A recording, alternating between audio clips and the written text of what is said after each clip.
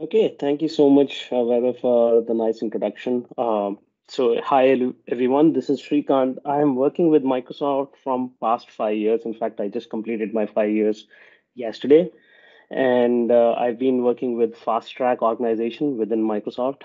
We basically help customers get onboarded to Azure, try to make them Azure fans. The customer base, majority, we have like customers migrating from on-prem, customers migrating from AWS or GCP or any other cloud provider. Uh, and I specifically belong to application modernization team within the Fast Track organization, which basically says that if you have an application that you are hosting on Azure or you are planning to migrate on to the latest technologies that are available. So I belong to that team. We do also have infrastructure team who does lift and shift pretty much. We have SAP team who help like customers with SAP workloads. And then we also have a data team which handles all the data related, like NoSQL databases, SQL databases, and any other storage related engagements that the customers would like to have. We have these four streams. Having said that, today's conversation, I wanted to reach out to a larger audience to get started with Kubernetes, as well as Azure Kubernetes Service, which is a completely managed service. So in this presentation, I'm going to take a few steps to basically deal with how a Kubernetes clusters look like, what are containers, how do we move on to Kubernetes, talk a little bit terminology around the Kubernetes, and then move on to Azure Managed Kubernetes Service, which is AKS, and then talk about a little best practices. And in the end, I will try to create a demo. I have a portal open. I will create a cluster. I'll walk you through some options that are available. And I would want to keep this conversation open-ended. So if you have any questions, please, as Weber mentioned, raise your hand and we will try to answer that. But we also will have a few minutes in the end of the presentation and you can ask your questions then as well. So having said that, let me start my presentation. So as I mentioned, the agenda of this presentation would have, containers with getting started. Like we'll talk about what containers are, how are they beneficial for us or for any customers. Then we'll talk about Kubernetes architecture and some terminology around it. We'll move on to Azure Managed Service Offering, which is AKS, and then we will talk about best practices with some operational guidance, like what you should be worrying about, what is available to you as a completely managed service, what are the things to keep in mind when you are, you know, putting your production workload onto something like Azure Kubernetes Service. Why is it not moving? Okay, there you go. So, so I wanted to talk a little bit about how traditionally we have been deploying our applications. You must have. So before even doing this, I'm sorry for this. Before even doing this, I wanted to touch base on the community of the users that we have on the call today, and just on a raise of hand, how many of you have already been on containers? How many of you are completely new to containers, or how many of you are like which streams? So just raise of hand is fine. If you want to unmute and talk, that's also fine.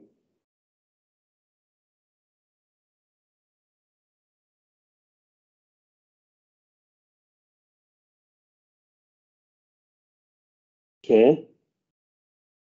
Very few is what I see. So okay, so that way I know the audience type. If you guys have like more questions on this, so few of the slides that I will be talking about can get a little more deeper. And if I'm going fast or if I'm going above the head, please stop me. Please feel free to ask questions at the same time, or if you want more conversations around a specific slide or specific feature that I'm going to talk about, feel free to ask that. So having said that, we will start with what is a container. So if you have seen your traditional application deployment models, you will probably have a web application as an example, and that application will be residing on a virtual machine. And what virtual machine does, like on top of the physical hardware that we have, is it runs on virtualizing the hardware itself. So it virtualizes the hardware in a way that that particular virtual machine with the specified size limits and memory constraints available for that application and you can use that application within the boundary of that virtual machine, which we created out of virtualized hardware. And if you want to increase the number of virtual machines, we will count that as virtual machines unit for scaling, wherein like we will have, let's say, 4 web servers and we want to load balance them. So we will have that application running on those 4 web servers, and we will load balance accordingly. And if we see that there is more requirement on that, we will try to increase the number of virtual machines from 4 to 6 or 4 to 10 and things like that. So that's how it's been traditionally being used. The way it changes in containers is like you might have heard already about what is a container. To give you a revision, a container is something which is not physically virtualized or not virtualized on the hardware, but it is virtualized on the software itself, which is like the virtual machine operating system that I have. I'm going to virtualize on that, make use of the available resources accordingly, and make sure that my virtual machine is again divided into sub components. Now you can imagine that as sub virtual machine within a virtual machine which is virtualized already, and use your application which is only related to that particular constraints that I talk about in that particular virtual machine, and have it consume to the fullest. When I say consume to the fullest, I mean the let's say I'm looking for my application to run with a minimum of 2 GB RAM and 10 gigabytes of hard drive requirements for my application. And when I'm trying to use that container, I'm going to make sure that that application is provided with minimum of 2 GB of RAM and a minimum of 10 gigabits of hardware storage for my application to function accordingly. Now, when we talk or compare that with the virtual machines, uh, the virtual machine hardware is the physical machine hardware is virtualized in such a way that all the resources which would also consume some drivers, maybe some the operating system features itself, are also consuming that memory that is available inside a virtual machine. But in terms of containers, I'm only limiting my application to run those uh, minimum required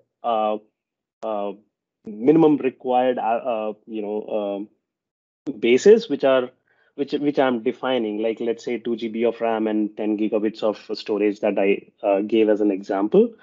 That's the only minimum requirement for my application which I'm consuming out of the 8 GB virtual machine that I have already have. So having said that, I can actually run 4 containers within my 8 GB virtual machine with similar configuration. So that's the primary unit of the differentiation that we can talk about. And the difference again, instead of virtual machines being scaled out, I'm going to use the containers itself as a scaling factor. That means that my application, which runs on that 2 GB of memory, is going to be scaling out to different containers. Now, on the virtual machine, traditional virtual machine, that the approach that we have always taken on the containers is, as I explained, let's say I take a 2 GB of virtual machine. I create 2 containers. In my example, there were 4 containers, but in the picture you see 2 containers. Let's imagine now as 2 containers. And if I'm exhausted out of those 2 containers of 4 GB of memory, for example, I will have to create another virtual machine and then put 2 more containers on the next virtual machine. So that has been a traditional way on the containers as well. Now with Docker, which is again a new terminology that comes on the containers, which is kind of an orchestrator. I will not call it as a complete orchestrator, but it is similar to a hypervisor on the virtual machine, physical machine, that helps you to create that virtualized environments. So same thing on the Docker engine. What Docker engine is capable of doing is it verifies if there is a virtual machine which is not consumed accordingly. And I have a container with, let's say, 3 GB of memory, and I have three GB of memory containers. I'm all still left with 1 GB container that can still be hosted on virtual machine. So the Docker engine will help find that container which only requires 1 GB of memory application and try to put that on the same virtual machine so I can consume the whole resources of the virtual machine and utilize my available resources. Does that make sense? Any questions? So that's what is Docker helping out for my virtualized containers on the virtual machines itself. So now, when I said orchestration, what are the elements that are required for orchestrating this thing? What Docker was doing in the previous slide, which is like finding out that 1 GB of container application that can still be hosted on that virtual machine, which is having a 10 GB of total memory, right? So few elements that are required for orchestration is like scheduling. Obviously, the Docker needs to know what can be scheduled if and what are the limits that are left out for me where I can schedule. Affinity and anti-affinity. It is a very common terminology being used in Docker Swarm, Kubernetes. The Docker Swarm is another orchestrating platform provided by Docker, but the most popular one is Kubernetes, which basically helps you do this kind of orchestration. Typically, affinity and anti-affinity helps you decide which application can go sit on which node and which application should not be going on these particular nodes. So that is anti-affinity pattern. So primarily we are talking about uh, the orchestrator should be responsible to assign application on a specific hardware nodes that are available to me, and not assign a specific applications on any of the nodes as well, which is the anti-affinity. Again, it is also responsible or should be responsible for health monitoring. If there is an application which is failing, the orchestrator should be able to know that that application is failing or that container is failing because of XYZ reasons. And it should be able to let you know upfront and say that you need to monitor, you need to take actions on this failing application. At the same time, it should be also be able to do a failover if it requires that you have a scenario where you want to failover your applications from a node pools that are assigned, the virtual node pools that are assigned to a different node pool set. You should be able to do that. The orchestrator should be able to automatically do that for you, and that is when I will get the most benefit out of the orchestration that I can apply on my containerized workloads. Should be able to scale out. As I said, like if you have like one application which requires 3 GB of memory and you want to scale it out to, let's say, 3 instances, my orchestrator should be knowing that, okay, this virtual machine has 10 GB of total memory, and I can still, uh, schedule two more pods or two more applications on this particular virtual machine. So that scaling ability should also be inbuilt with the orchestrator. Now, once the scaling and this application and the containers being within that virtual machine, it should also be able to do some networking basics. It should be able to route your applications. If there is a front end, there is a back end, and there is a database, for example, in your applications, it should be able to know, it should be able to route your traffic between these particular front ends and back ends. And that capability should also be considered when you're looking for something like orchestrator. Service discovery again comes to the same concepts of if you have a front end and you want to discover. So in your traditional development use cases, what you traditionally do is you would, let's say you have a web API that you want to call from your front end application. In your web.config, you would go and apply that web API's endpoint, and that way the front end would know that this is the endpoint that I need to reach out for my web APIs or any other APIs for that matter. In terms of orchestrator, orchestrator is smart enough or should be smart enough to be able to discover without you specifically mentioning that endpoint. Because as I said on the networking front, since the orchestrator is doing the networking also for you, the endpoint address can change or the ports can change, or when you're doing a scale out, these things would probably change. So that service discovery capability should also be available as a part of your orchestration. And lastly, obviously, if you have like more upgrades on your application, if you have a version 1 and version 2, you should be able to do those upgrades without causing downtime for your customers. So that are typically the elements of orchestration that we are looking for. And all of these elements that I just explained are available in the platform like Kubernetes. Now, it is also available in different other platforms like Docker Swarm, but most commonly used in today is the Kubernetes platform. And that's what we are focusing on today's call.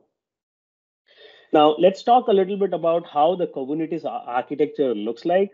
We have talked about, virtual nodes. We have talked about containers. We have talked about applications running on containers.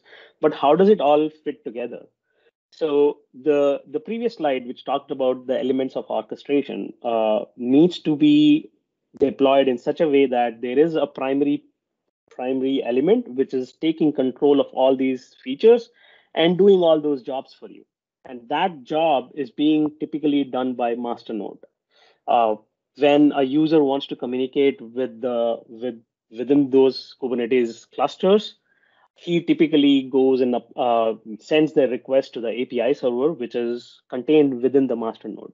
Now, the API server also has a scheduler. It has a controller manager, which helps you for the replication, the scaling. Scheduler will help you for putting your applications into different required container spaces that we talked about in the previous slides. So this is what the master node typically does. And always remember, master node is something on which I will never schedule my applications as a best practice, though you can. Kubernetes will allow you to schedule your applications on master node as well, but I don't want to give that overhead to the master node and keep it simple enough to work for scheduler, controller manager, API server, and other smaller responsibilities that master node is responsible for. On the other hand, when we talk about applications, typically we deploy those applications on something which is called as worker node. Now, within that worker node itself, we have a Docker. If you remember the previous slides, we talked about a virtual machine, and then we talked about the Docker, how it is orchestrating the operating system itself. And it will basically schedule the pods or the applications that are running inside the containers will be deployed on the worker node with the help of API server and the scheduler. There are different requirements for different applications, as we already discussed, and the master node the API server will help the orchestrator completely design and decide which application can sit on worker node, affinity patterns, and whatnot. And the users, how they typically work is through the internet. Then when they come, they actually hit the worker nodes and they do not have the access to the API server directly. Master nodes actively enforce the desired state on the worker nodes, which means that if there is a worker node which is, let's say, getting destroyed or having some issues, so the master node is also responsible to bring up another node for you, which is healthy state and on which my applications can again go and run. Worker nodes also support communication between the containers. So the networking concept that we talked about happens within the worker node, though the parent, as we discussed, is the master node. The communication, service discovery, the API endpoints, and all those fun things only happen within that worker node. So we kind of isolate that network between the master node and the worker node. So application doesn't know what is going on within the API server, within the scheduler, within the etcd database, and things like that. Worker nodes also support the communications from the internet. So when an application, let's say a front-end application is deployed on a Kubernetes cluster, the entry point is always the worker node. So this is how typical Kubernetes architecture looks like. There are only two nodes here. It could be one node. It could be only master node by itself, and you could potentially deploy all your applications to master node as well. But as we go forward in the slides as well, you will see why it is a good practice to keep worker nodes and master nodes independent, and also will be able to help out in terms like scaling, in terms like monitoring, and things like that.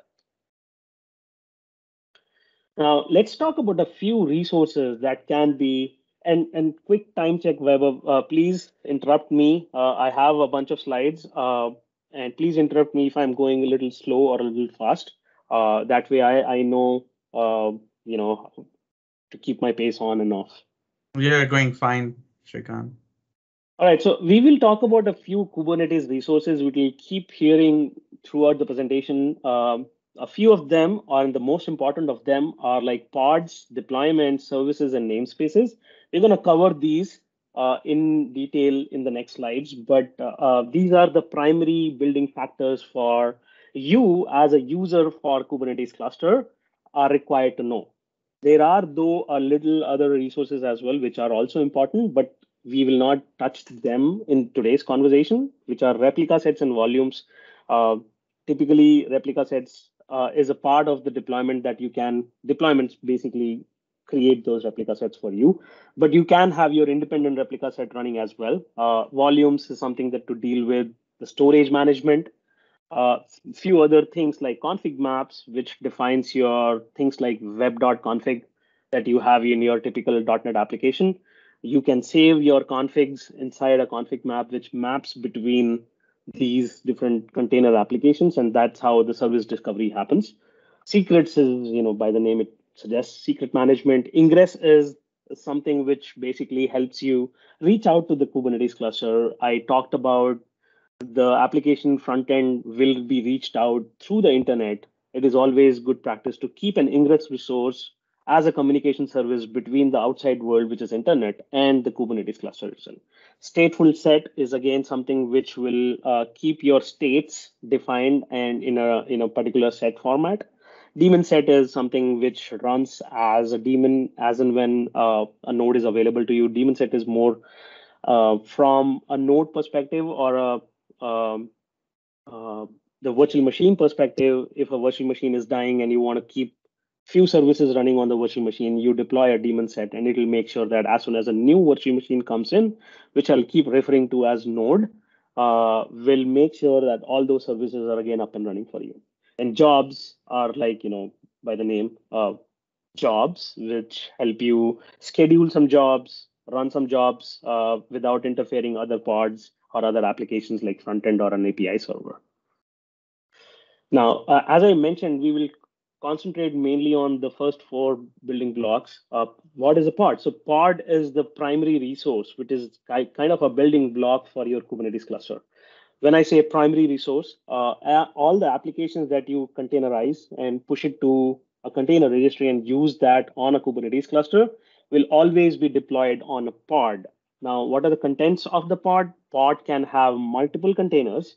It can have like two containers running between the same pod, or it can have a completely independent container running by itself. Slide why or how that can be useful.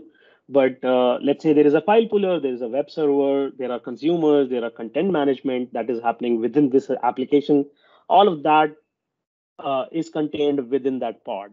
It also encapsulate all the networking related concepts and the storage related concepts between each container that we are talking about. Again, taking an example of front end and a back end. I don't want my front end application to know what is configured as storage for my backend service, for example. So the pod will encapsulate that, or like I explained about the service discovery endpoints for your API. So I don't want my front end to randomly choose or have a static endpoint for my backend API service. I want to, give that to the orchestrator, which is Kubernetes here, to be able to decide and configure that endpoint for me for the backend address. So pod encapsulates all that. How does a Kubernetes manifest look like for a pod? So a Kubernetes manifest is the only way today to be able to use your cluster in a useful format. Like, when I say that you can deploy your applications on a pod, how do you do that is through the Kubernetes manifest file. And any objects within the Kubernetes world today are only done by the manifest files, which are the YAML files. So if you are not very familiar with YAML, I would say, go practice about it, because that's how it is going to be for a very long time. So it requires a specific formatting. It requires like four main components inside of any manifest that a Kubernetes is required. For pod, we have API version, kind, metadata, and spec, where kind will always be pod. API version is the version which is given by the Kubernetes open source Kubernetes documentation. We can refer to the kubernetes.io and get the latest API version for a pod namespace. sort of pod kind, and then you can make use of that API version. You will see that API version keeps changing in different manifests. Now, metadata is about a little bit about details around what is that pod doing. Labels is something, as you could have imagined, like I want to put some labels for me to refer that pod, and labels are also important, as you will see in the services, where it'll try to collect on those labels and say that whichever pod has these labels, assign this endpoint to this particular applications. That's where the labels are, and the spec is the primary portion of the manifest file, which explains how the pod should look like. What is the name of the pod? What is the image that is being installed, which is nothing but the container image that we have created? What are the ports that are required for this pod to be able to open and talk to? You would see this is an array. Whenever you see a dash in front of the line within the manifest file, you can imagine that as an array item, and you will see the same three names are again repeated. So that means I can have multiple containers, one with Azure Vote Front and one with Azure Vote Back within the same pod, and one is my front end and one is my back end. Now let's talk about deployment. So though I can go ahead and deploy my pod independently, it's not the best practice. Why? Because maintaining that pod will be difficult for me. If you want me to keep increasing the count, if you want me to, let's say, have 4 pods with same artifacts, you typically do not require that. So what you choose, deployment is the way to go for doing that. Deployment provides a declarative updates for all your pods and replica sets. You would create a deployment to roll out a replica set. And what is a replica set again? Replica set is that object which will help manage your replicas of the number of pods that you have with the same configuration. Again, you can use deployments for all the pods which are running, let's say, the front end. And let's say I need 10 pods, so you would go and say that in your deployment spec file, you will go and say that choose the replica set as 10 for my pod, which is front end. Now, let me show you the manifest file, how it looks like. It would be very similar to what you saw on the pod, but the API version, as I mentioned, will be different. The kind is deployment. Again, when it comes to spec, you would see that replicas is 4, where I gave the example of 10. Now, the same pod, which is having a spec of Azure Vote Back and Redis and all the fun things, are created 4 times through a deployment in a single manifest file, and that makes it easier for management. What is a service? A service is essentially kind of a load balancer in front of all the pods. Now I have, let's say, 4 backend pods and 10 front-end pods, depending upon the load of my application. How do I define like which pod should be responsible when a customer is hitting it? That is what a service is doing. Service gets that information from the API server. It has a client, which is nothing but the request coming from the outside. The queue proxy defines those service IPs and creates that particular IP for you, which gives from the IP tables available for the networking that we create for the Kubernetes cluster. And it basically tells that, okay, my pod 1, pod 2, and pod 3 will have this address, and I will handle load balancing between these 3 pods behind the scenes. Again, the manifest file for the Kubernetes service object would look like this. Again, very similar API version, kind, metadata, spec, and then you would choose what the selector is required for me to be able to say that this is the pod that needs to be applied for this service. And in this particular example, Azure Vote Back is the selector. So in the pod manifest, you would see that the selector that I gave was app:\Azure Vote Back. So now service knows that, okay, there are 4 or let's say 10 pods available with this selector. And when I'm orchestrating my IP to these pods and load balancing, I have 10 pods to play around with. Now, lastly, this concept of namespaces is, if you have already worked on Azure, it is very similar to the resource groups, which is kind of a logical separation or isolation between between the resources that are deployed. It is always a good practice to deploy your applications within its own namespace. By default, Kubernetes deploys all the applications into a namespace which is named as default.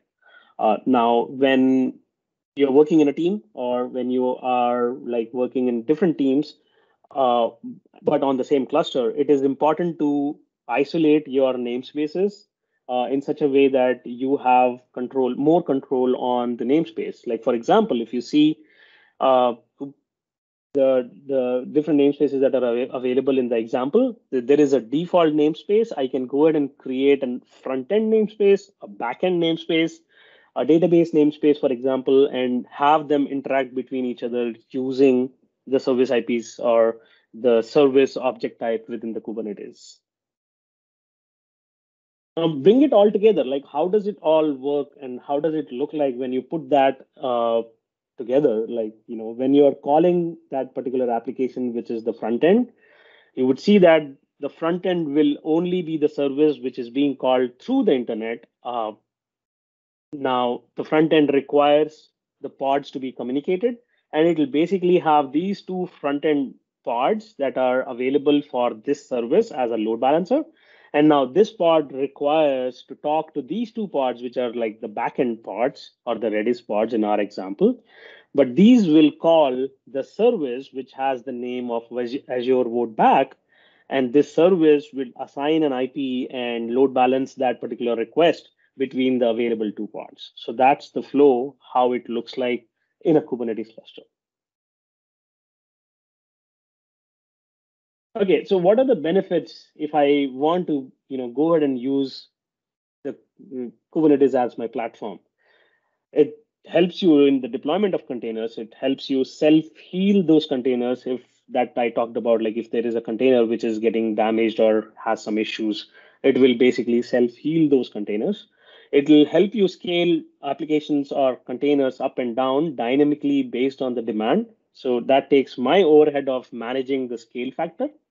It automatically updates, rolling updates and rollbacks on all the containers. Let's say there is a new update of your application, you have a new container, you want to deploy that.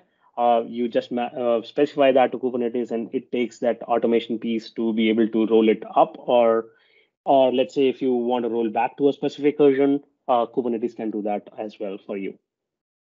Storage management, though I'm not talking too much in today's conversation around storage, but Kubernetes does handle volumes and storage management pretty smartly than the regular workloads that we have been doing. Like we have to do a lot of, we have to take a lot of factors in consideration when we are dealing with the storage, like what are the disk types, how many disks are available, what is the size that is available, and things of that sort. Obviously, management of network traffic is something that we are looking for in the orchestration, and Kubernetes did that very well. Storage management of sensitive information with secret management, as well as one of the benefits that Kubernetes provides. Now let's talk about. So far we have talked about Kubernetes and its own primary things that are available, or what are the advantages of Kubernetes for per se. And the primary thing that we noticed was the center or the master node that is doing all this fun stuff for you, right?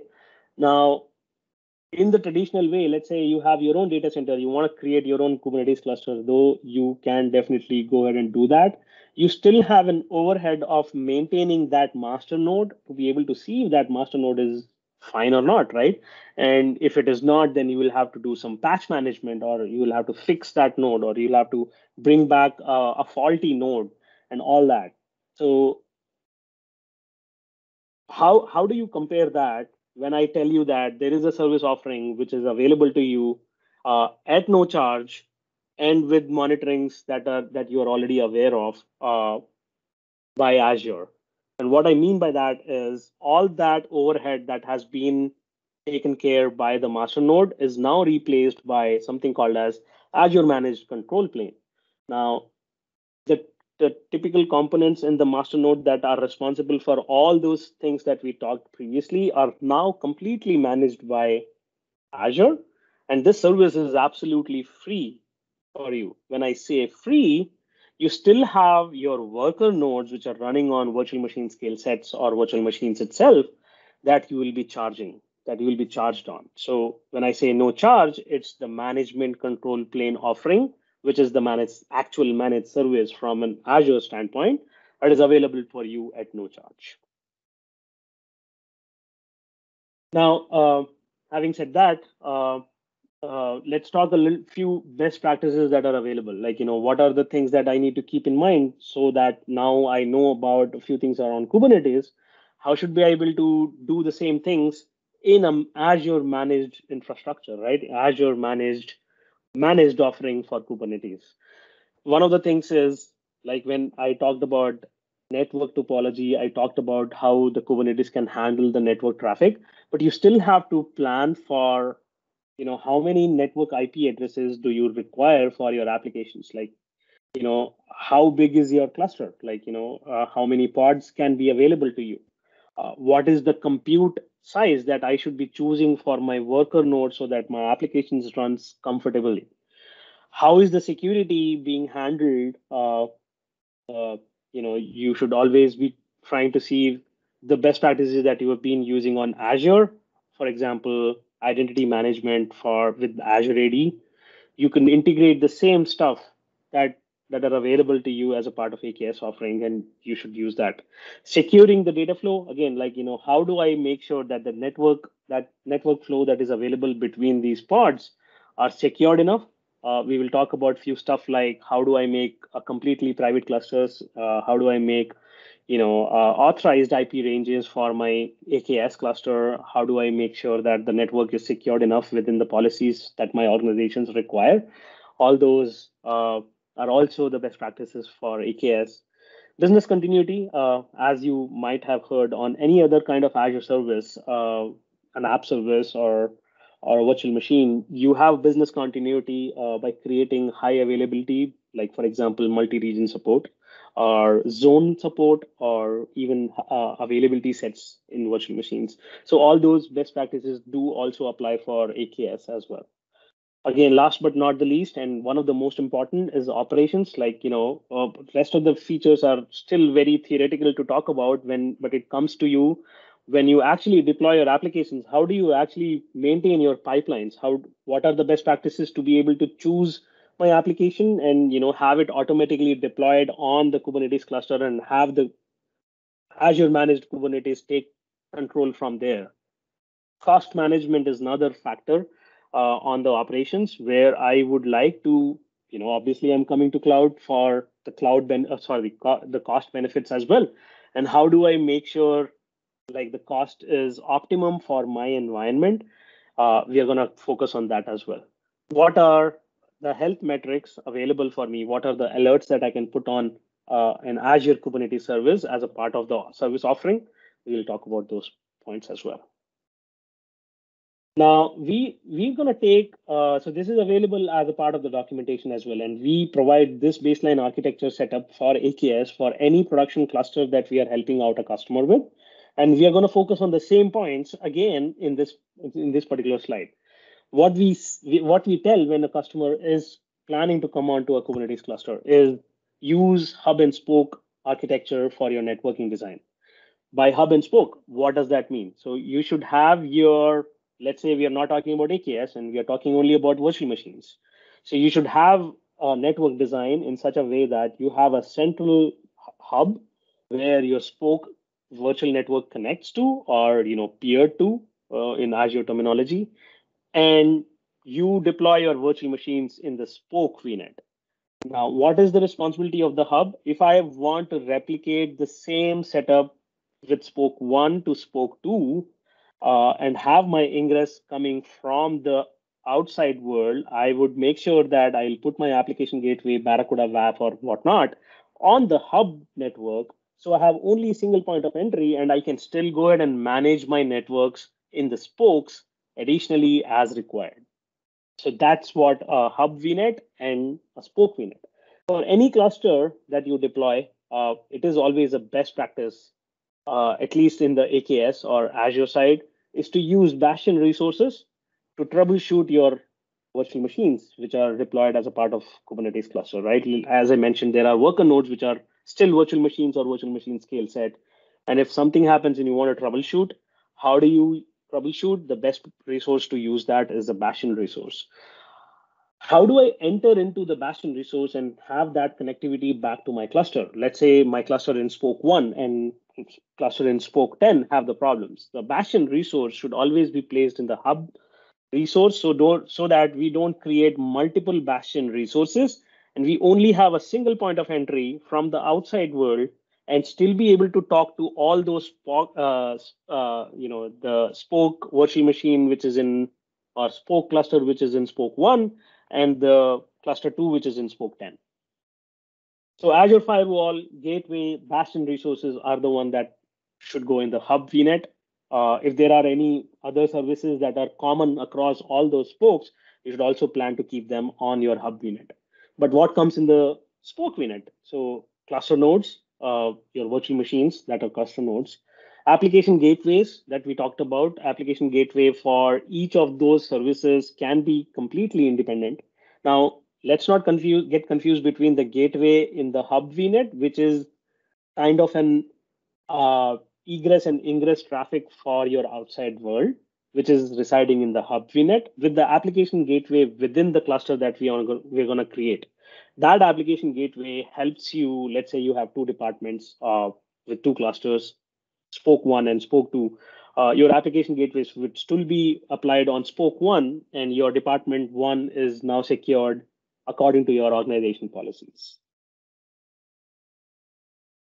So the next important factor is container image references. So now we've talked about how do we use those containers and deploy on the applications or Kubernetes cluster itself.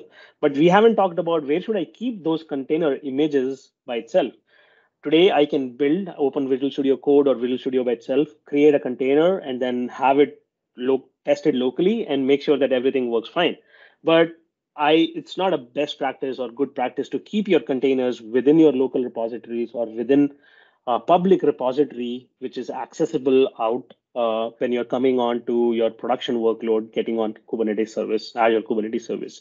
So make sure you use services like Azure Container Registry, and even Docker has its own private registry. You make use of that, or if you want to use open source based private registries that are out there in the CNCF world, you can make sure to use those. The only factor which we as Microsoft provide you as a guidance, if you use Azure's container registry, Azure Kubernetes Service would give you an option to attach that as to your Kubernetes cluster with the container registry. So you don't have to really deal with the authorization of your container registry between your cluster.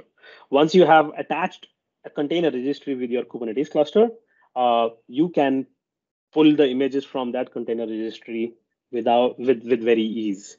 On the other hand, if you would plan to use on Docker, let's say, or any other open source, you would probably have to create those roles within your cluster to be able to manage the pull and push from the cluster, from the container registry itself. And always, obviously, make sure that you're pulling the images from an authorized registry. There are different services that are available as a part of container registry, Azure's container registry, which can scan your images, let you know any potential harm that is available, or if there are any attacks that are imposed. All those fun stuff can be applied on an Azure Container Registry. A lot of my customers have not been using Azure Container Registry for the fact that, let's say, they want to use Twistlog for scanning their images for any vulnerabilities. Those options were not available previously, and that is the reason a lot of customers have used open source based container registry, but now these are available in Azure's container registry as well.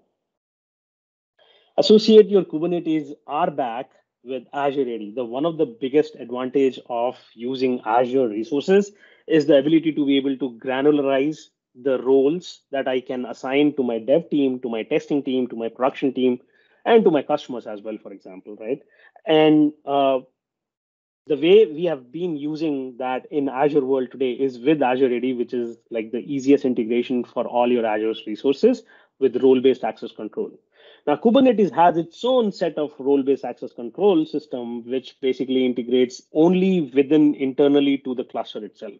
Now, if it is a traditional Kubernetes cluster outside of Azure, I cannot vouch for AWS or GCP about it, but let's say you have a data center and you created your own Kubernetes cluster, you will have to associate the roles within the Kubernetes cluster to be able to, let's say, deploy an application to pods or deploy an application to deployments for that matter.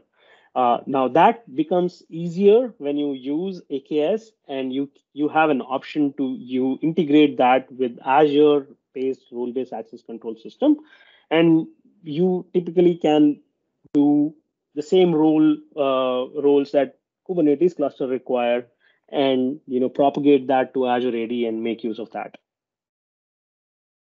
Always deploy an ingress resource. So we've talked about application gateways in the previous slides on the spoke network, and we've talked about what is the requirement and why we should be doing that.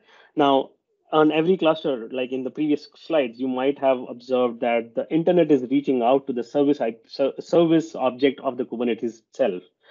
Now, I would say that for simplicity purposes, I still have went ahead and put that slide, but as a best practice or the production baseline for the Kubernetes cluster, make sure you use an ingress resource, which is kind of a gateway for your communications that are coming inside the cluster, which is like the ingress traffic. Now, there are a bunch of ingress resources available out there for a person who has well versed with Kubernetes already. And the most common one is like Traffic and Nginx. But we, as a part of Azure service offering, also provide an add-on which you can typically create while creation of the cluster itself to go ahead and use AGIC, which is Application Gateway Ingress Controller. The biggest benefit that you get again is like it integrates so well with application gateway. You don't have to write any rules. You don't have to, specifically create an application gateway by yourself and attach that to the ingress controller to have that communication established. Wherein in Nginx or Traffic, you still have to go ahead and do that. AGIC add-on within AKS can bring that for you as a part of service offering and makes it easier. Deploy WAF, like I talked about hub network, hub VNet, and have your single entry point. So that's what I'm talking about. You always make sure that you have a hub and spoke and have a WAF for your outside communications coming within any cluster that is probably available in spoke 1 to 10, right? Make sure you use WAF. Again, there are options in WAF that are available in Azure, but you're welcome to choose your own WAF. Like the most common that I have worked with customers is Barracuda WAF, which provides a lot of options. And things like Barracuda WAF can go talk to Cloudflare, for example, block some IPs for you. In Azure, there are options like Azure Firewall. Front Door has its own WAF. Application Gateway also has a WAF v2 right now that you can make use of.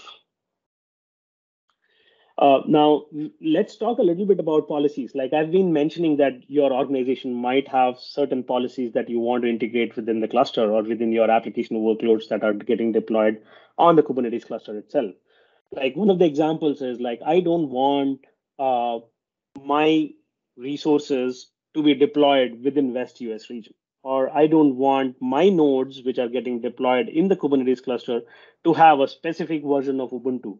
Or so these are examples that basically help you control your resources, and you do that today with Azure Policy. And AKS gives you a very nice integration with Azure Policy, which helps you basically define these kind of policies that probably are applied at your organization level. Now, once you go and integrate your Active Directory within your organization and use that for your Kubernetes RBAC, the policies get injected with with the GP update, for example.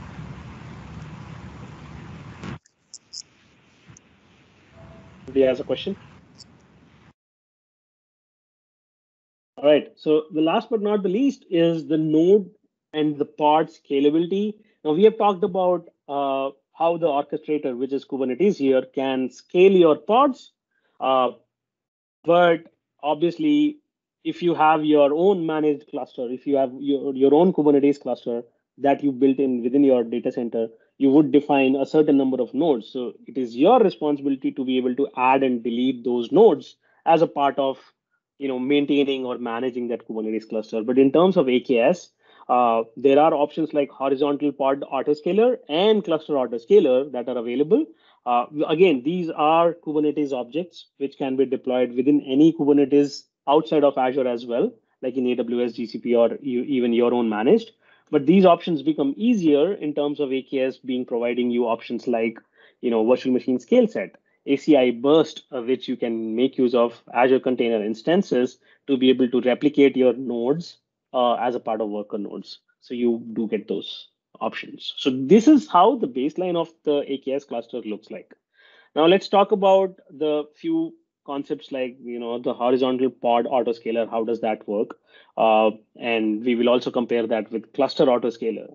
So now horizontal pod autoscaler, as the name mentions, it basically requires, let's say you have in your cluster 2 nodes and your application is running 2 pods, and a kubelet within that node uh, requires to have one more pod within that application. Now, since my node 1 cannot accommodate another pod, but I still have 2 nodes available and the second node is completely empty, the horizontal pod autoscaler will go ahead and create that new pod within that new node that is available for me. So that's how the metric server within the AKS uh, gives you options of how the application scaling should look like, how the deployment is defined, and make that decision for creating another pod or create a replica of another pod inside of another node. And let's say you have one more, which is the fourth pod that requires. Now that node 2 has more space to create another pod, it will go ahead and create that additional pod within node 2 as well. But what happens when I don't have more than 2 nodes? Now, again, this is all hypothetical situations. It is not a good practice to keep only 2 nodes, but just taking as an example to make the concepts clear. Let's say I have only 2 nodes and now I'm exhausted with 4 pods, and now the metric server will keep telling that there is a requirement for another pod, so you have to manage. That is what the metrics will go back and tell you as a part of monitoring, that there is no more nodes available, so I cannot do anything as a part of uh, pod autoscaler. So therein comes the picture with cluster autoscaler, where we are using virtual machine scale set. Now that basically defines and applies that the same logic with the cluster autoscaler, uh, being not only managing on the pod level, which is handled by HPA, which is horizontal pod autoscaler, but now it will say that now we have 4 pods, but there is a requirement of another pod. So cluster autoscaler will get that, uh, give an API request to virtual machine scale set, and then virtual machine scale set will bring in another node with the same requirements, and there you have another node available for you. Lastly, I would like to spend a little time. I will show in my demo as well how the Azure Monitor for Containers looks like. So what does it basically does and what all things it is responsible for. So it helps you visualize the overall health and performance of the clusters. And it gives you options to drill down to a specific problem area. It can be your pods, it can be your namespaces, it can be your deployments. uh, Pretty much all the important objects within that Kubernetes cluster, within that Azure Kubernetes cluster, it monitors and makes sure to visualize those things. It gives you insight about how the multi-cluster health looks like. You can have the same Azure Monitor for Containers configured for separate clusters, which are probably in 2 different regions, and it is monitoring at the same time. And it can give you metrics and alerts and whatnot about if a cluster or the region is down, and if you want to take some actions around that. It basically monitors and analyzes all the logs that are available. Today, we have integration with Log Analytics Workspace. All the logs that are available to you can be captured and utilized to analyze to get to the root cause of the issue within Log Analytics Workspace. A lot of customers have been complaining about the cost that is probably being affected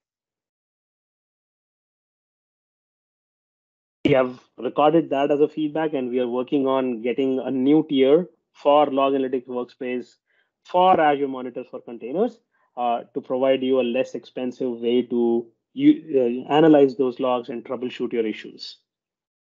Native alerting, as available for other services, it gives you native alerting within Azure Monitor for Containers as well. I keep saying Azure Monitor for Containers, but keep in mind Azure Monitor for Containers is actually monitoring your Kubernetes clusters, not only like ACIs.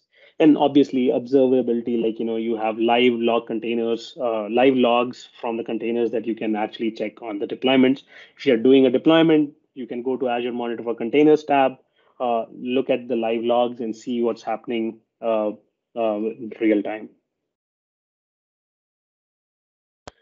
One of the other things that we should also focus is on the multi-region clusters. Now, this concept is pretty similar to any other concept in Azure that is available today.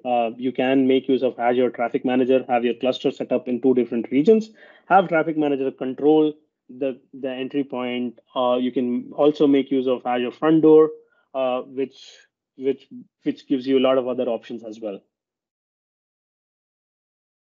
This is the last section, and I want to take some time on the DevOps piece because this is where we would spend, like from a development perspective or like operations perspective, spend most of the time on the clusters itself. And typically there is, if you haven't heard about Helm Chart is nothing but a declarative way of all the manifest files that I talked previously in my conversations and collect them as a chart, which basically says that this is how my deployment template should look like. This is how my service template should look like. This is how my ingress template should look like. It basically templatizes those objects for you. You can choose to, create your own front end Helm chart, a back end Helm chart, make use of Redis Helm chart. There are community-driven Helm charts available. You can make use of that. And the typical use case is you use those Helm charts, you save them in your source control, you use them internally within your dev machines. You create your own dev spaces, test, debug, fix all the issues that are required, and make sure that all the source is readily available to ship for production. Now, once we have the source in the GitHub repository or any other repository, the next step is we basically push that as a part of the DevOps pipeline. We push that to the container registry. Again, you can go ahead and choose any container registry, but I will focus on Azure Container Registry. So the Azure DevOps pipelines or GitHub Actions are the 2 options available for you, which you can make use of to take that source code, have your Helm charts and the templates that I talked about, build that code for you, create with the Docker file, obviously, and use that to create that container image and push that into container registry. So this is the artifact that I'm talking about. If you compare that with Visual Studio traditional approach, the build artifacts that you generate out of your build pipelines are nothing but container images, which are getting saved into container registry. In our traditional, again, when you compare that, it basically is like an artifact available in Artifactory or even in DevOps pipelines. You have that as an artifact available. Now, my release pipeline is kind of reading that container registry, or when you compare that traditionally, it is reading that artifact location. And as and when there is an artifact available in that repository, the release pipeline kicks in. And the same thing applies here. The release pipeline, looks for Azure Container Registry. If there is a new version update, there is a new image that is available inside that container registry, which is configured. And as soon as a new version comes in, the deployment to the production cluster starts kicking in. Again, how do you do that deployment is again using those Helm charts. I have defined how my deployment should look like. I have defined already how my service should look like, how my ingress should look like, what are my config maps associated, what are my secrets that are available, and all these are available as a part of your Helm chart, which is already saved in your source control. And once you have the image, which is available in your container registry, it uses those templates and pushes those images to the AKS production cluster. And obviously, as a part of that, it probably would have a database tier where you would have to create a database, push some code inside that, and Azure DevOps takes care of that as well. Now, all this is also connected to Azure Monitor. Azure Monitor again gets connected on the DevOps process as well to be able to see what are, let's say, the bugs that needs to be filed for a specific application, and it helps you take that and again as a part of DevOps cycle goes up and down. Uh, Now, this is the last slide, and this basically talks about the production AKS cluster workload. And this basically has all the things that we discussed in this previous slides. You would see that there is a hub and spoke model already that I've talked about. This is my hub VNet, and this is my spoke VNet. My spoke VNet consists of my AKS workload and application gateway with WAF. And my hub VNet has an Azure Bastion resource, an Azure firewall, and it is also talking to all other managed services within Azure that are available. And the implementation of this is also available in the references that I can give you. And there are some other options in Azure that are available as a part of not only Kubernetes service, but other container orchestrating options available in Azure are these. So that's about it from my side. So let's go and see in action how am I doing on time, Weber? You are doing fine. You have 20 minutes. Okay, so let me show you how. So this is the typical Azure portal, and how the deployment would look like. Again, I'm showing you the way of deployment through Azure portal, but there are different ways. Like you can make use of ARM templates, you can make use of Terraform, you can make use of Azure Bicep, which is pretty extensively getting famous. You can make use of Azure CLI, PowerShell, and whatnot. But to keep it simple and to show it for demo purposes, let's use Portal. Go ahead and create a Kubernetes service. Let's create a new resource group. I would call is Omaha UG2. I will give it a name, demo2 cluster.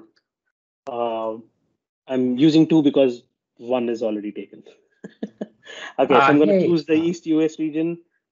Zones, I talked about availability zones. So if you are aware of availability zones that you can make use of, you can choose your availability zones. The default version that is out there for Kubernetes world is that is getting applied on Azure is 1.19.11, which is the default, but you can definitely go ahead and make use of the preview version, which is already out there for the outside world for Kubernetes. Let's keep it as default for now. Now we talk about the primary node pool. The primary node pool is the one which basically deals with all the master nodes, the worker nodes, the applications that are getting ready, and all the applications that are required for, as a part of your virtual machine scale set. I'm going to talk a little bit when we go to the node pool section, but let's choose this as is, and I'm going to choose the scaling method as manual as well. And we'll go to the node. Yes. Just a second. Hey, Piyush, do you have a question? Just a quick one. Srikant, if you don't mind, can you zoom in just a little bit? Oh, sure. Yeah, let's try. Yeah. Is that better? I think it's about the same. You have to zoom in the browser. Yeah. Yeah, maybe 110 or 120. Thank you so much. All right. So sorry about that. So let's go to the node pool section where I want to spend a little time. Now, if you see the default node pool that we created by the previous step has the name of agent pool. Now, and the mode says system. By that, it basically means that there is a node pool which is going to get created for you, which will consist of all the system related information within that virtual machine skill set that I'm going to create as a part of agent pool. As for the best practice goes, and this is one of the recommendations that we provide to our customers as well, is to create and segregate your node pools between your workloads and keeping the system. And I'm going to show you what I'm talking about. When I click on add node pool, let's name this as application node pool. And okay, so let's say application pool.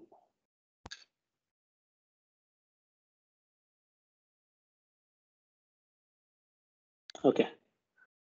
So for some reason it likes that, it seems. So let's call it as app pool. And now you see the mode that in our previous screen said it is a system mode. And I go and click on those eye icon. It says that the choosing between system and user mode is for this node pool. System node pools are preferred for system pods. Now it's always preferred. You can still keep your system node pool and have your applications deployed on system. But as a part of the best practice, what we say that segregate that, make sure your system node pool is small enough because that's a managed service anyway, and create your application node pool according to your application. So I'm going to choose required node pool, and you can choose between Linux and Windows. It's just like creating your virtual machine scale set. And I can go ahead and choose my zones as well. And I can choose my size. Now here is the place where you can say that, okay, this requires a general purpose D4S V3 type, and I'm going to choose that. And I can go ahead and click on autoscale, which will enable cluster autoscaler that we talked about in my previous conversation. I will say that the minimum number of the maximum node count range for autoscale to kick in is, let's say, 10. And the maximum number of nodes per node that are available from 10 to 250 is 110. So anytime I know that my node, my container image that I'm going to create requires a specific limits of the CPU and the memory. So I would choose my number of max pods accordingly.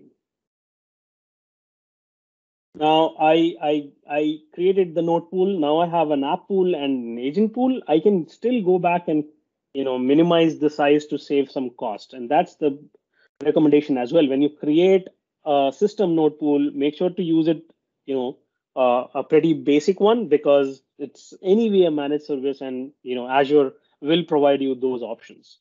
Make sure to focus on app pool because that is where your application workloads will work. And I will choose the mode and differentiate that by choosing the mode between system and user.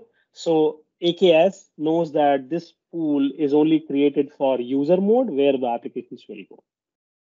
Now we did talk about ACIs and ACI burst, which is an option here where it says that now I have an app pool and an agent pool, but what happens if it requires more than 10 nodes, right? Now there is an option which uses serverless Azure container instances to enable that burst scale to be able to create, let's say you require like 100 more nodes or 100 more instances of your pod that needs to run. So Azure Kubernetes Service will talk to the ARM API of Azure Container Instances to make sure that number of container instances are available for the AKS cluster to provision those pods on top of that burstable scaling Azure Container Instances. And obviously, virtual machine scale set is the best way to go. If I don't choose this, or if I don't create the app pool, I still get to choose the traditional virtual machines, but again, it is not recommended. Or I think I have to remove the availability zone requirement to be able to use virtual machines. Now, authentication is the one that we talked about. We talked about the Kubernetes authentication and authorization, which talks about the RBAC. And I always choose to enable that with Active Directory. And I'm going to select that, and I can create. So within my organization, I can go ahead and create an Active Directory admin groups that are required for this cluster to be managed. And let's say CNCF, I have a group that I created and I am an admin of that. I will choose that group. And any users that are available as a part of admins in this group will be able to are authorized to manage this Kubernetes cluster. We did not touch on the cluster infrastructure. There are two ways to define your cluster infrastructure authentication mechanism. One is system assigned and one is service principal. Traditionally, AKS was always available as a part of service principal, where you create a service principal, you assign that service principal, because as a part of managed service, it not only creates that cluster for you, but it also manipulates, let's say, virtual network. It manipulates, let's say, your virtual machine scale set and whatnot, right? So that service principal is used for controlling your Azure resources like virtual machines and virtual networks and whatnot. If you if you choose service principal, the only problem is like service principal are only available for, I think, 1 year, and you have to rotate your service principal. You have to manage your service principal keys to be able to keep your infrastructure secured. But if you happen to choose system assigned managed identity, that overhead is also taken by Azure Kubernetes Service, and it will make sure to rotate it. It will hide the required permissions that are available to manage and manipulate these other resources that I talked about, and it will automatically do that for you. Last but not the least, encryption. The default as encryption is encryption at rest with platform managed key, but you do get an option to create a customer encryption at rest with customer managed key. So if you happen to choose your own organization based customer managed key, you can use that and make sure to choose that.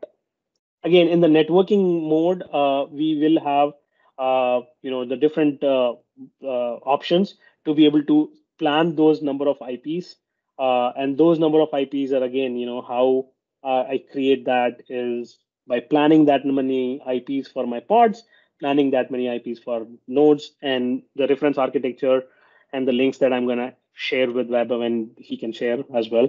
We'll talk about how do you plan your IP addresses. Since we chose the ACI burst mode, we have to choose that subnet as well. There is a Kubernetes service range, Kubernetes DNS IP range. One thing that we are also not covering is choosing the network configuration between Azure CNI and KubeNet. The primary difference being, to touch base upon it, is Azure CNI is a little more robust, where you can choose your own. Let's say your organization has a set of IP addresses that you want to integrate this cluster with. You have that option to choose when you choose Azure CNI, versus when you choose KubeNet, it basically defines a specific set of IPs that only that you get to play around with. Again, the policies that we talked about. So then there are a few network policies that you can create. There are available. Calico is an open source based network policy that is also integrated in Kubernetes cluster, in Azure Managed Kubernetes cluster, that you can make use of. You can make use of Azure network policy as well. Again, the details of these are available in the documentation. One thing around security is we talked about private cluster and authorized IP ranges. So if you remember the conversation, we mentioned that you can basically go ahead and choose your managed service offering from a Kubernetes standpoint and have your virtual network assigned for your worker nodes. Now, what happens to the managed control plane? Is that secured enough? Now, you have to keep that in mind, that every managed service within Azure does come up with a public IP address. Like, for example, app service. App service does come with an IP. It comes with DNS. And that is managed by Microsoft.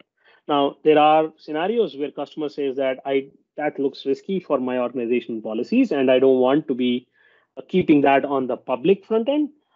You can still go ahead and choose that management using a private cluster. When you enable private cluster, your management control plane also gets a private IP instead of a public IP, and all the communication happen through the private IP. The only quirk here, because all our API operations or DevOps operations, or even if you want to, let's say connect to a Bastion host, are happening to the cluster through the API, through the control plane. You will have to plan that accordingly to be able to make sure that you're choosing a virtual network, a virtual machine connected to that virtual network where your control plane is also private, and use that for troubleshooting purposes.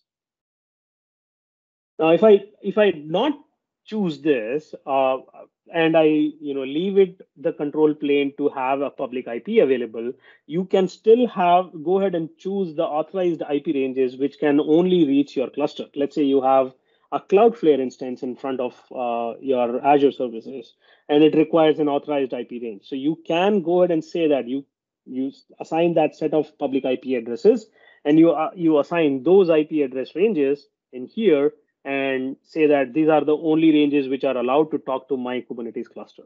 So that is another way of securing your cluster.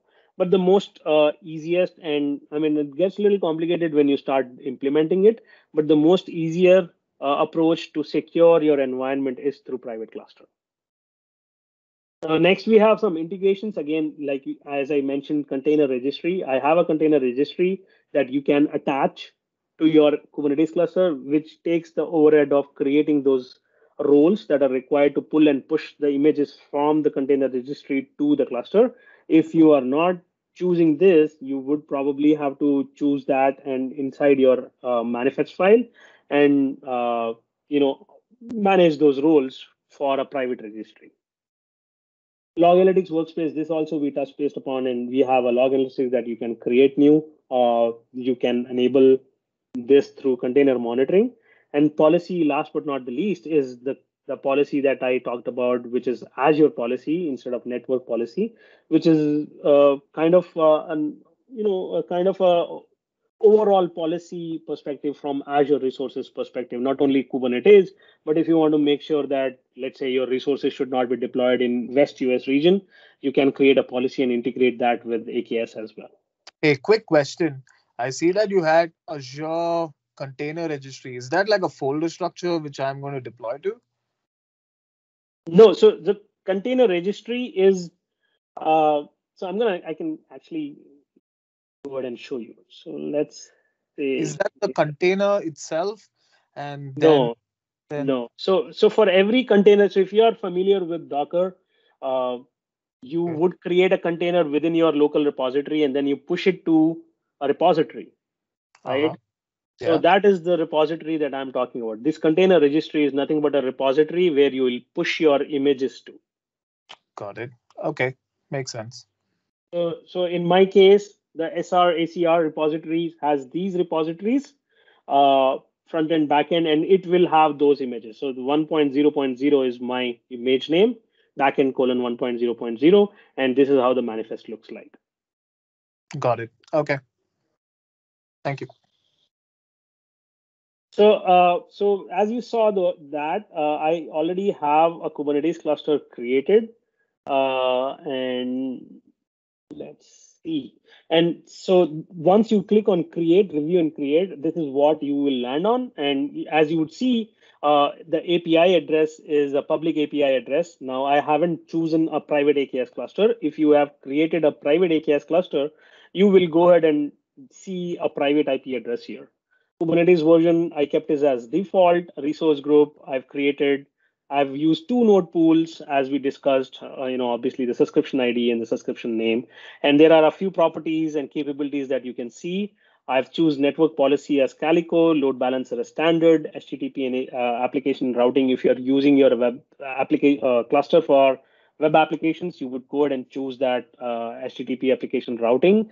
You would have to choose the UDR routes, etc., in the networking infrastructure, but that's an option for you. So the service CIDR that we talked about, like when it acts as a load balancer, it creates an IP address. So that's the service CIDR that we get. The DNS of the IP that we get. These are the standard Docker bridge CIDR that we provide to the AKS cluster, which makes it independent of your workloads and the communication that it requires to happen independently within the Azure services. So that's the overview page.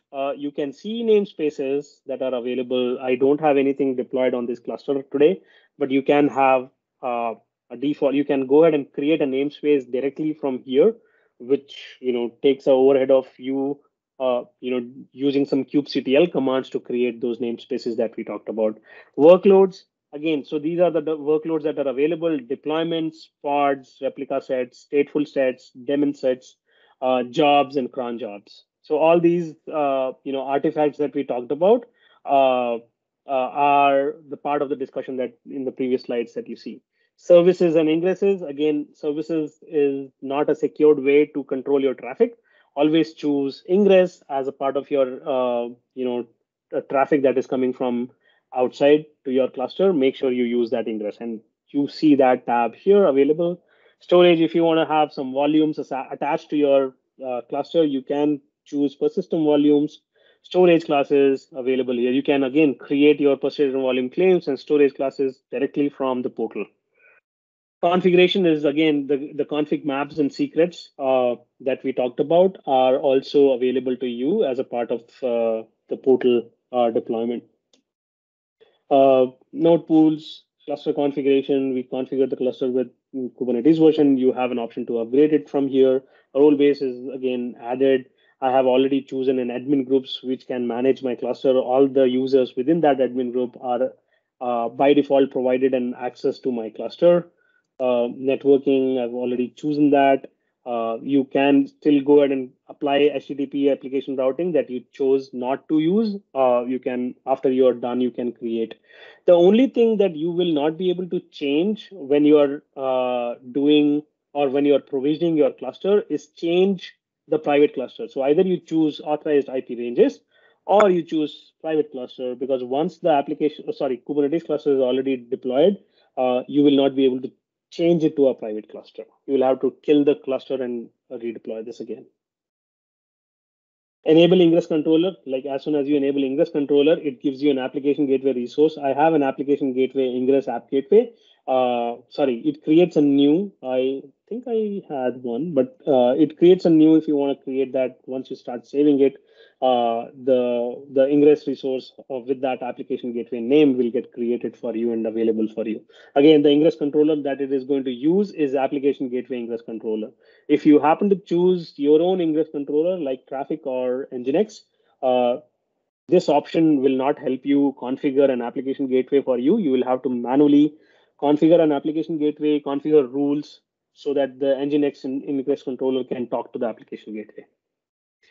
And this is the interesting piece that I want to talk about.